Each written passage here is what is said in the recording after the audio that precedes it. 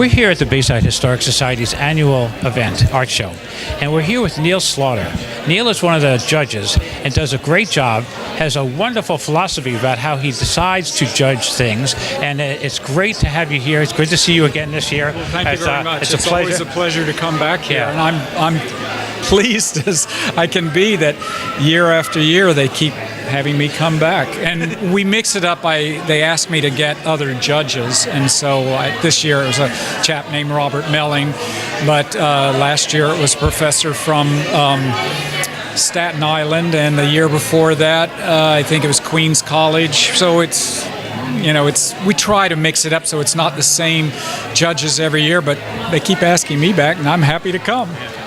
But also, Neill said something wonderful before. The point that you were making is how do you judge and try to say the best of when you've got completely different disciplines, the difference between photography versus painting, that you can't judge them the same way. Now, I think it's really important, and to be fair,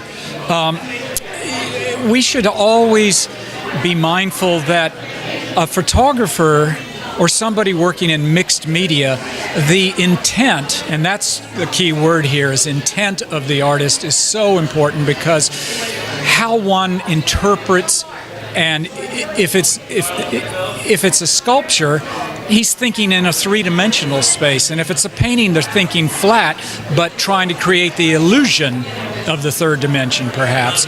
But comparing a black and white drawing with a very colorful abstract painting, they're so different that I think it's best to decide how many categories there are.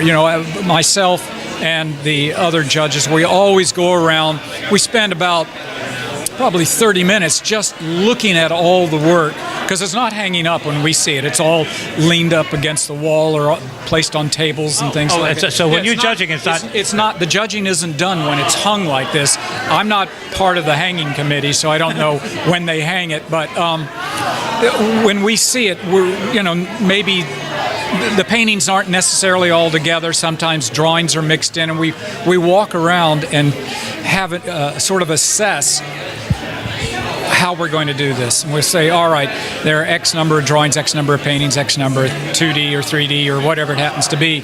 And then we decide, let's give let's have this category, and then we'll have a best of and several honorable mentions, which is what I did here.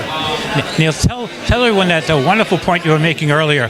It seems like the way you were saying is like all art leads to the original drawing. Well, the drawing is the start. Well, the drawing is. I've been teaching drawing and painting at the university level for 40 years, and drawing is the foundation all the other arts come out of. And so it's a paramount concern to me as a professor, but I want to instill it in our students. So when we have freshmen at the university, knowing that even if they're going to go into digital art and media, they need to know how to organize that page. And you start with a drawing and go from there. Listen, thank you very much. One of the things that we're going to do, besides giving everyone links to any of your sites, this thing that you put out that talks about how you choose to judge. Yes. With your permission, we're going to actually print and show everybody online the criteria and the philosophy by which Neill uses to judge the artwork itself. Oh, I'd be really grateful for that, because I spend quite a long time after we've decided who is going to be receiving an award. Then I have to write it up to substantiate why I and my colleague have made these decisions. Yeah. So that's a very valuable paper. I'm looking forward to reading it. Oh, well, thank you very much. So thank you, and thanks again for every year doing the same thing for us. Thanks again. Really appreciate it.